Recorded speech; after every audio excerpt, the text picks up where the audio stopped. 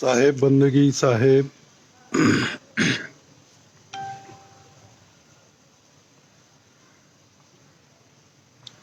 साहेब बंदगी साहेब।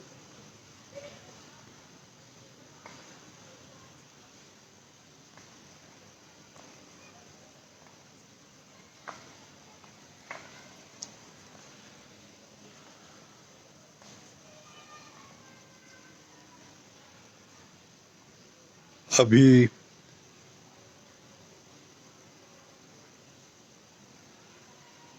1 दिसंबर को मेरी बेटी का ब्याह हुआ। आप सब लोग बहुत बड़ी संख्या में पधारे। मैं आप सभी लोगों का हृदय से आभारी हूं।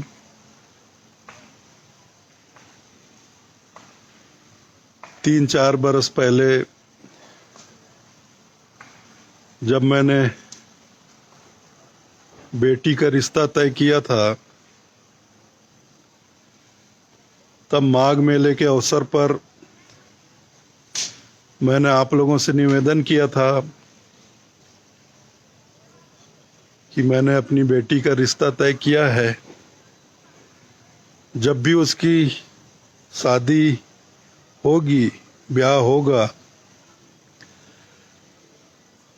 3 तिथि तय हो जाएगी, तब किसी न किसी रूप में आप लोगों तक ये जानकारी जरूर पहुंचेगी। और तब मैंने क्षमा चाहते हुए ये भी कहा था कि आप लोग इतनी ज्यादा संख्या में हैं कि मैं एक एक व्यक्ति तक निमंत्रण पत्रिका नहीं पहुंचा सकता।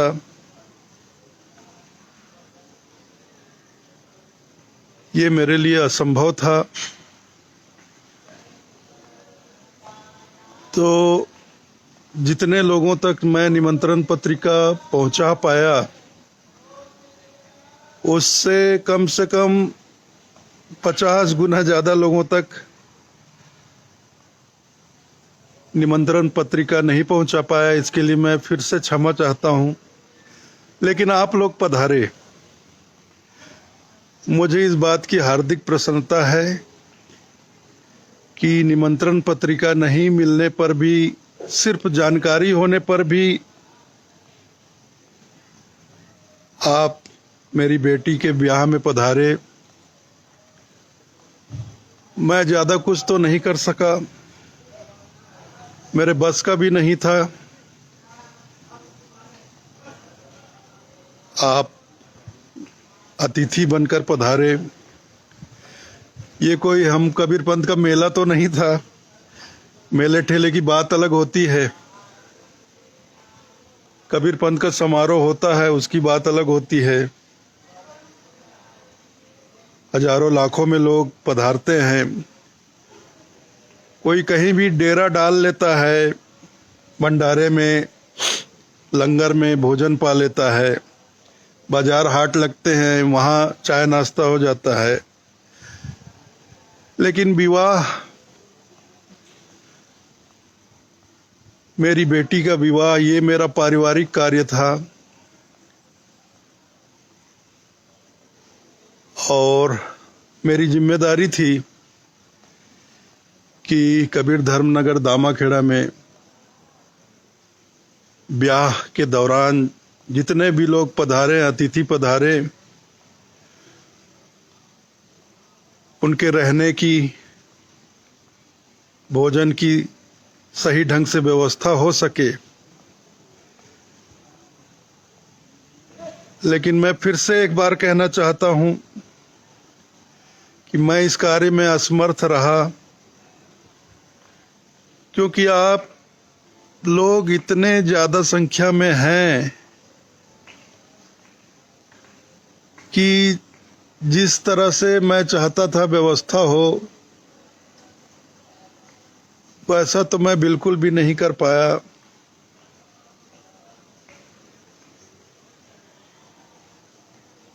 और इस दौरान आप लोगों को निश्चित रूप से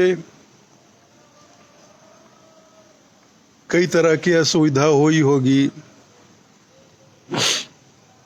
कई तरह की परेशानियों का सामना करना पड़ा होगा। किसी को ठहरने की व्यवस्था नहीं हुई होगी, किसी को भोजन सही ढंग से नहीं मिला होगा। इसके लिए मैं अब तो सिर्फ मैं करबद्ध आप लोगों से क्षमा ही मांग सकता हूं। लेकिन आप लोगों ने बड़ी कृपा की, बहुत बड़ी कृपा की कि इस ब्याह के मांगलिक कार्यक्रम में पधार कर आप सब ने मेरी बेटी किरण को अपना प्रेम, अपना आशीर्वाद प्रदान किया। मैं भी धन्य हो गया, मेरी बेटी भी धन्य हो गई, मेरा परिवार धन्य हो गया।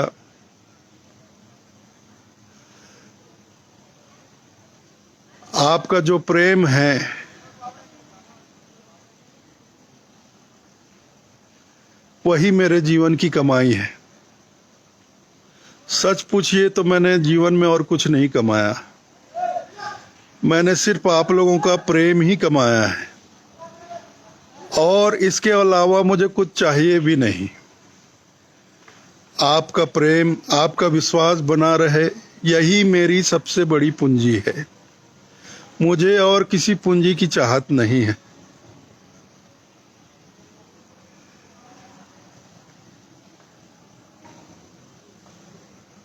बहुत समय से बुजुर्गों से सुनता आ रहा था कि बेटी का ब्याह करने के बाद उसे विदा करना, भेजना बहुत कठिन होता है।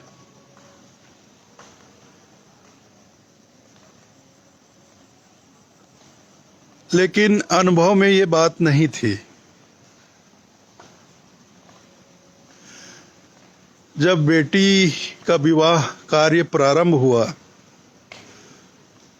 मंडप लगे, मेरी बेटी वहां बैठी और पहली बार जब उसको हल्दी लगी, तब पहली बार मुझे एहसास हुआ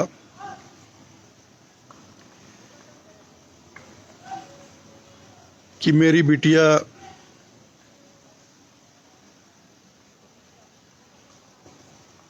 अब मुझे छोड़कर जाने वाली है।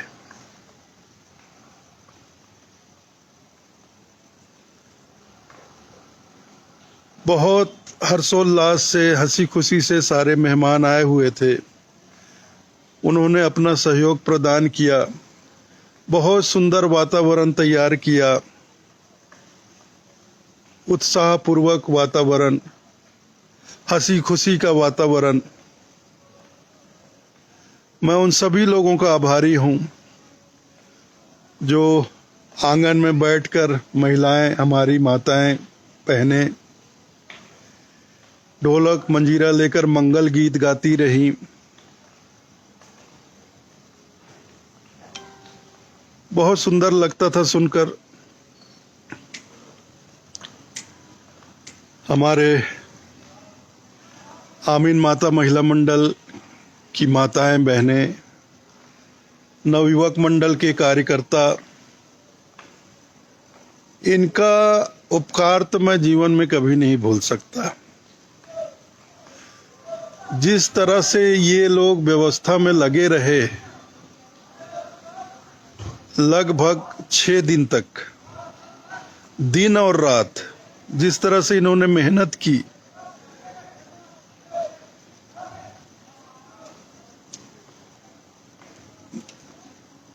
मैं कभी नहीं भूल सकता।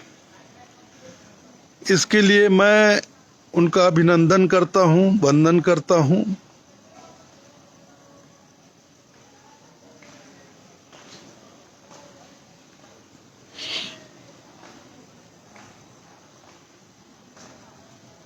कल मेरी बेटी की विदाई हुई। कुछ ही घंटों में वो सकुशल अपने घर पहुंच गई। ये भी साहब की असीम कृपा है, आप लोगों का प्रेम है, आशीर्वाद है, संतों का आशीर्वाद है। बुजुर्गों का आशीर्वाद है। आज मैंने फोन पर बात भी की, वो बिल्कुल स्वस्थ है, सकुशल है, और सबसे बड़ी बात वो खुश है, खुश है। ये एक पिता के लिए सबसे तसल्ली देने वाली बात होती है कि बेटी अपने घर जाकर प्रसन्न है, खुश है, उसे किसी प्रकार की तकलीफ नहीं है, कोई दुख नहीं है। तो निश्चित रूप से ये साहब की असीम कृपा से है, आप लोगों के प्रेम और आशीर्वाद से ही हो रहा है। ब्याह संबंधी मेरी अवधारणा कुछ अलग तरह की रही हमेशा से। मैंने कन्यादान पर कभी विश्वास नहीं किया। कन्यादान करना मुझे कभी नहीं जचा। कन्यादान ये सुनकर ही मुझे बहुत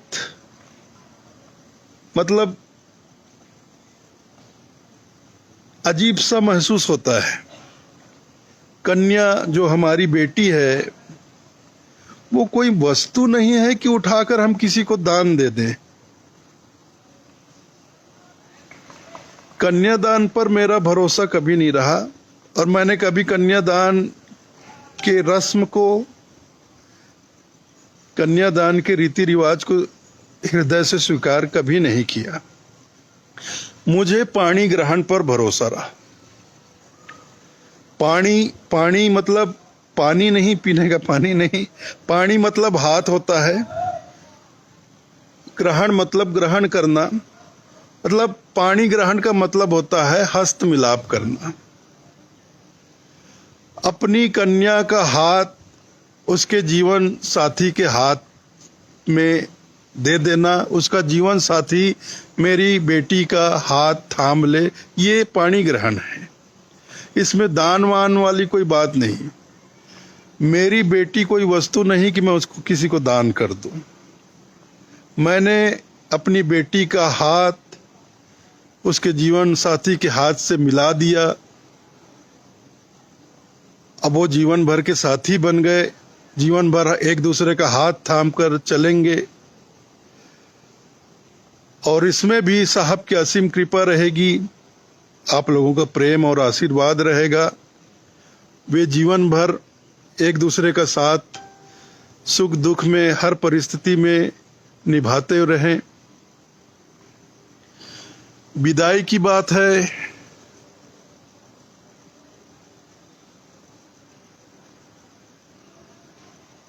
तो विदाई भी मेरा सोचना है, मेरा मानना है, विदाई के संबंध में बेटियों की विदाई होती है तो मेरा ऐसा मानना है कि बेटियां पिता के घर से विदा होती हैं, अलविदा नहीं होती है। विदा होती है, अलविदा नहीं। वो अपने घर चली गई, अपने पति के घर चली गई, लेकिन आज भी मेरा घर उसका भी घर है। जिस घर में उसने जन्म लिया, जिस घर में वो पली बड़ी हुई, नाची खेली कूदी, वो घर भी जीवन भर उसका घर रहेगा। पति का घर तो उसका है, पहले एक घर था, पिता का घर था, अब उसके 2 घर हो गए।